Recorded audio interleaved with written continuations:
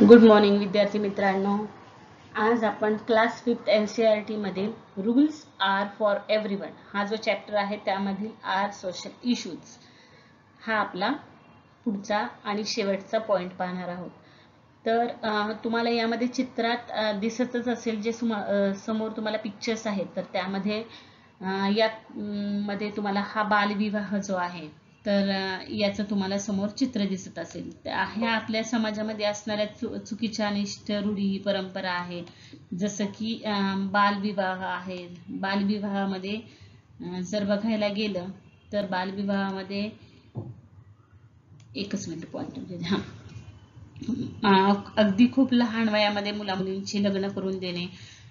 त्यानंतर हा पुढचा जो सिनॅरिओ दिसत आहे त्यामध्ये तुम्हाला शिक्षणाचा अभाव दिसत आहे की या मुलांचं जे वय आहे या वयामध्ये यांनी शाळेत जायला हवं, पण त्याऐवजी ते काय करत आहेत, इथं अशी बाहेर बसलेले आहेत किंवा इथं बालमजुरी करत आहेत. बालमजुरी किंवा बाहेर कुठेतरी काम करायचं, शाळा सोडायची. त्यानंतर हे जे पुढचं चित्र आहे लिंबू मिरची लावलेलं, तर यामध्ये तुम्हाला दिसत असेल अंधश्रद्धा. ही एक खूप मोठी गोष्ट आहे आपल्या समाजामध्ये असणारी. आणि लिटरेचर म्हणजे शिक्षणाचा अभाव. तर या अशा काही अयोग्य, ज्याप्रमाणे खूप चांगल्या गोष्टी आहेत, सण समारंभ, सगळे विविधतेने नटलेला आपला जो देश आहे, पण त्यामध्ये काही अशा अयोग्य चालीरीती रूढी परंपरा देखील आहेत. आणि याच्यावर आपल्याला कसं काम करता येईल किंवा या कमी होण्याच्या बाबतीमध्ये बरेचसे कायदेही आलेले आहेत. तर या सगळ्याचा आपण या टॉपिकमध्ये अभ्यास करणार आहोत. सो व्हिडिओ शेवटपर्यंत नक्की पहा आणि व्हिडिओ जर आवडला असेल तर लाईक शेअर सबस्क्राईब नक्की करा. We celebrate festivals together. We welcome guests who visit us, our hospital to them. Many of our customs enable us to maintain the balance of nature. We express our love, gratitude towards the animal. The value of non-violence and peace have been a part of our social life since ancient time. So यामध्ये त्यांनी म्हटलेले आहे की आपला जो देश आहे त्यामध्ये खूप आपण सणा समारंभांचा एकत्रित अनुभव घेतो. कधीच असं कोणी म्हणत नाही की मी ह्या जातीचा आहे, या धर्माचा आहे. सगळे जे दिवाळी आहेत, गणेशोत्सव आहेत, नवरात्र आहे, असे खूप सारे वेगवेगळे जे सण आहेत ते सगळे लोक एकत्र येऊन खूप गुण्यागोविंदाने राहतात, छान सेलिब्रेशन करतात. आपण आपल्याकडे we welcome guest who visit our hospital to them. So hospitable to them, जे पण आपल्याकडे काही पाहुणे आलेले असतात त्यांचं स्वागत आपण करतो, त्यांचं योग्य आदर सत्कार आपण करतो, सन्मान त्यांना आपण देतो आणि आपण खूप पूजनीय असं आपल्या पाहुण्यांना मानतो. त्याबरोबर आपल्या समाजामध्ये पर्यावरणाचे संतुलन राखण्यासाठी पण बरेचसे असे काय आहेत नेचरमध्ये रीती आहेत, परंपरा आहेत आणि त्या देखील आपण पाळतो. जसं की आपण वटपौर्णिमा हा जर सण पाहिला तर त्यामध्ये आपण वडाच्या झाडाची पूजा करतो. पण यामागचं एक शास्त्र जर आपण कारण जर पाहायचं म्हटलं तर त्यामध्ये आपण असं म्हणू शकतो की वड हा सगळ्यात जुना असा वृक्ष आहे आणि तो खूप वर्ष जगू शकतो. तर अशा ह्या वृक्षाची पूजा करणं, त्याला त्याचा सन्मान देणं म्हणजे यांसारख्या पर्यावरणाचे संतुलन राखणाऱ्या देखील आपण बऱ्याचशा रीती आणि परंपरा आपण पाळत असतो. त्याचप्रमाणे the value of non violence and peace have been a part of our social life since ancient time. So आपण प्राण्यांविषयी देखील काय करतो, प्रेम आणि कृतज्ञता बाळगतो. त्याचप्रमाणे अहिंसा, नॉन व्हायलन्स म्हणजे काय, अहिंसा, आणि पीस म्हणजे काय, पीस म्हणजे शांतता. तर अहिंसा आणि शांतता या गोष्टींचा आपण खूप प्राचीन काळापासून आपल्या समाजामध्ये आहेत आणि आपण देखील त्याच फॉलो करतो. सगळ्या ज्या कस्टम्स आहेत, ज्या काही रूढी आहेत. Even so there are some traditions or customs that are not desirable. पण यामध्ये काही अशा रूढी आणि परंपरा आहेत ज्या अयोग्य आहेत. So they are not beneficial for our society. For example, caste distinction. Because of this, a divide has been created in a society. It has given rise to inequality. Untouchability was an inhuman and unjust customs. So याच्यामध्ये जर सगळ्यात मोठी जर गोष्ट आपण पाहिली तर तो म्हणजे आहे जातीभेद. यामुळे आपल्या समाजामध्ये उच्च आणि नीच अशी दरी निर्माण होते, विषमता वाढते आणि अस्पृश्यता, अनटचेबिलिटी ही एक सगळ्यात मोठी गोष्ट आहे. अनटचेबिलिटी म्हणजे काय आहे? अस्पृश्यपणा, जो जाती आणि धर्म या आधारावर केला जातो. आणि मग त्याच्यामुळे काय होतं? In human and injustice customs, मग त्याच्यामुळे खूप सारी एक अमानुष आणि अन्यायकारक अशा ह्या प्रथा आहेत की जो गरीब वर्ग आहे किंवा जे खालच्या कास्ट मधील लोक आहेत तर त्यांच्यावर खूप अन्यायकारक अशा प्रथा लादल्या जातात, त्यांना खूप गोष्टी सफर कराव्या लागतात. So the constitution of depend India abolish to customs of untouchability. आणि आपल्या स्वतंत्र भारताच्या संविधानाने ना अस्पृश्यतेची प्रथा काय केलेली आहे? मुळासहित नष्ट केलेली आहे. त्यांनी या प्रथेला खूप जास्त विरोध दर्शवलेला आहे आणि ही संपूर्ण प्रथा जी आहे ती त्यांनी काय केलेली आहे? बंद केलेली आहे. त्या विरोधात त्यांनी कायदे केलेले आहेत. Many times laws have to be made to abolish unjust customs in our country. Customs such as sati and child marriage were abolished by making laws that ban them. So जर आपण पाहायला गेलो कित्येक वेळा आपले जे कायदे आहेत त्याच्यामध्ये अनिष्ट ज्या रूढी आहेत, परंपरा आहेत, ते आपल्याला काढून टाकाव्या लागतात. आणि आपल्या देशामध्ये सती आणि बालविवाह यांसारख्या ज्या रूढी होत्या ना त्यावर त्यांनी कायदा केला आणि कायदा करून त्यांनी काय केलेले आहेत? याच्यावर बंदी घातली आणि ह्या रूढी परंपरा ह्या त्यांनी काय केलेल्या आहेत? बंद केलेल्या आहेत. सती ही कस्टम तुम्हाला माहित असेल की सती ही कस्टम असं होतं, ही रूढी परंपरा अशी होती की आपला जो नवरा आहे त्याच्या मृत्यूनंतर त्या स्त्रीनं आपल्या नवऱ्याबरोबरच काय करायचं? त्याची डेथ झाल्यानंतर त्याच्या चितेबरोबर हिने देखील त्या चितेमध्ये अग्निप्रवेश करायचा आणि तिनेही देहत्याग करायचा. यांसारख्या खूप डेंजरियस प्रथा आपल्या देशामध्ये होत्या.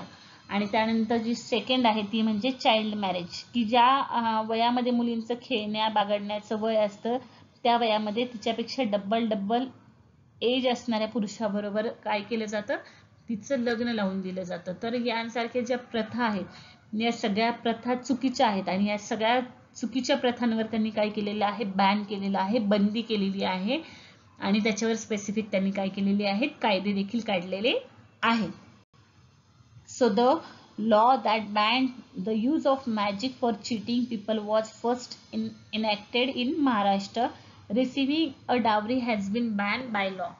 So आपल्या सगळ्यात पहिल्यांदा जादूटोणा करणाऱ्या लोकांना फसवण्याचा जो कायदा आहे त्यावर बंदी घालण्यात आली आणि त्याबरोबरचा कायदा सर्वप्रथम महाराष्ट्रामध्ये करण्यात आला. लग्नात हुंडा घेणाऱ्यांच्या ज्या प्रथेला देखील कायद्याने काय केलेली आहे? बंदी घातलेली आहे. तर जादूटोणा जे आहे तर यामध्ये पण खूप लोकांना फसवून त्यांच्याकडून खूप पैसे लुबाडून घेतात आणि त्याचप्रमाणे हुंडाबंदी जो हा कायदा आहे तर याच्यामध्ये देखील त्यांनी काय केलेली आहे? लग्नामध्ये हुंडा घेणं, रिसिव्हिंग अ डावरी, तर ह्या कायद्याला देखील त्यांनी काय केलेलं आहे? बंदी घातलेली आहे. तर असे यांसारखे जे आहेत की untouchability, sati, child marriage act, dowry, तर हे आणि ban to use magic of cheating people, या सगळ्या जे अनिष्ट रूढी आणि परंपरा आहेत तर या सगळ्यावर आपल्या सरकारने काय केलेलं आहे? गव्हर्नमेंटने बॅन केलेलं आहे. त्यांना कायदे करून त्याच्यावर बंदी घातलेली आहे.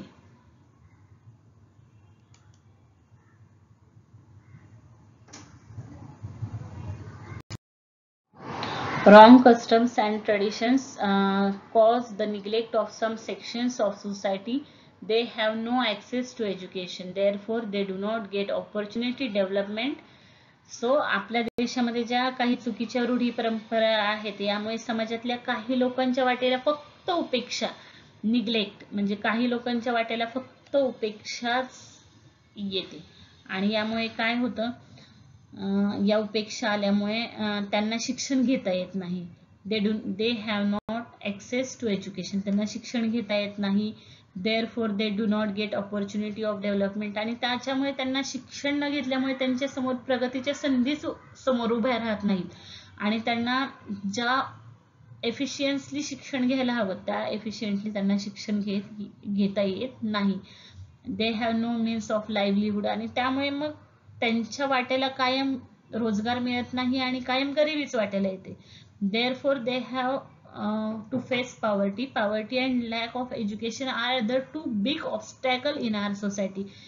तर आपण पाहायला गेलं ना तर गरिबी आणि शिक्षणाचा अभाव, एज्युकेशन नसणं आणि गरीब असणं, ह्या सगळ्यात ज्या दोन मोठ्या गोष्टी आहेत, दोन मोठे ऑब्स्टॅकल आहेत आपल्या भारतीय कल्चरमध्ये. आणि we can only make progress together if we get rid of this obstacle. आणि जर आपण आपलीच प्रगती केली ना तरच आपण सर्वांनी एकत्र येऊन आपण या प्रॉब्लेमला फेस करू शकतो, या प्रॉब्लेम मधून सॉल्युशन काढू शकतो आणि आपल्यासारख्या खूप साऱ्या लोकांना व्यवस्थित एज्युकेशन देऊन त्यांना प्रगतीच्या वाटा मोकळ्या करून देऊ शकतो.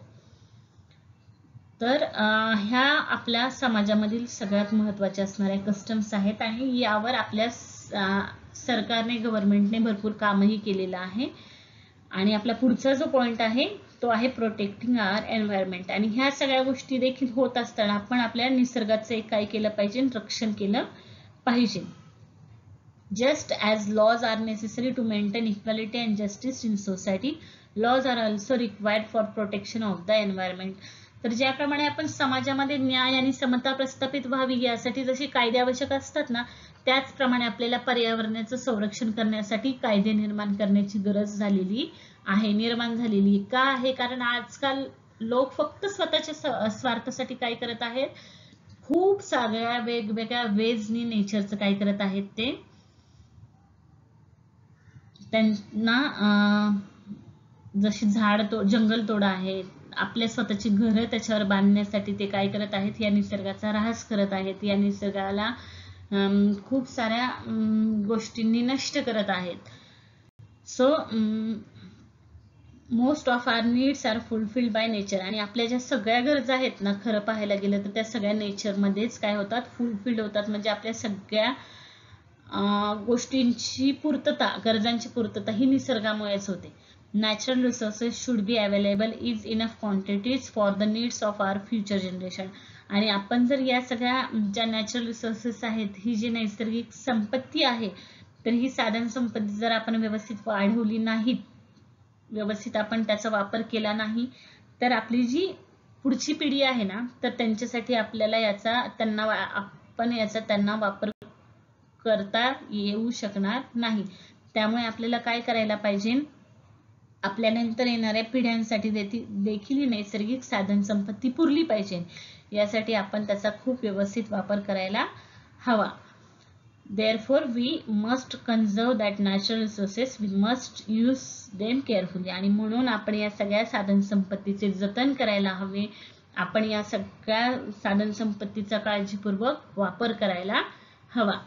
तर आपण जर पाहायला गेलं तर नेचरवर आपण जे आपलं अन्न आहे, ज्या पण आपल्या सगळ्या बेसिक गरजा आहे की फूड ही सगळ्यात महत्त्वाची गरज आहे, तर त्याच्यासाठी आपण पूर्णतः कशावर अवलंबून आहोत, शेतावर अवलंबून आहोत. पिकांसाठी, धान्यांसाठी, परत पालेभाज्यांसाठी, फ्रूट्ससाठी, व्हेजिटेबल्ससाठी, ग्रेनसाठी, या सगळ्या गोष्टींसाठी आपण फक्त कशावर डिपेंड आहोत, नेचरवर डिपेंड आहोत. त्यामुळे आपण या नेचरचा काय करायला हवा, रिस्पेक्ट करायला हवा. जर आपण जंगल तोड केली, झाडं केली, तर इव्हॅपोरेशन व्यवस्थित होणार नाही, पाऊस व्यवस्थित पडणार नाही, त्यामुळे झाडे व्यवस्थित वाढणार नाही आणि आपल्याला व्यवस्थित या सगळ्या गोष्टींचा वापर करता येणार नाही. यासाठी आपण काय करायला हवं की पर्यावरणाचं रक्षण करायला हवं. आणि आपण जर व्यवस्थित पद्धतीने याचं रक्षण केलं तर सरकारला कदाचित कायदे करण्याचीही गरज भासणार नाही.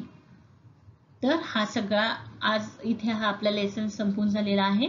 तुम्हाला याचे आधीचे पार्ट पाहायचे असतील तर आपल्या बाकीच्या व्हिडिओजमध्ये जाऊन ते तुम्ही बघू शकता. आणि तुम्हाला जर माझा हा व्हिडिओ आवडला असेल तर जास्तीत जास्त विद्यार्थी मित्रांपर्यंत तो पाठवा. त्यांना देखील अशी छान छान इन्फॉर्मेटिव्ह व्हिडिओज कळतील आणि त्याद्वारे त्यांना खूप छान शिकता येईल. थँक्यू.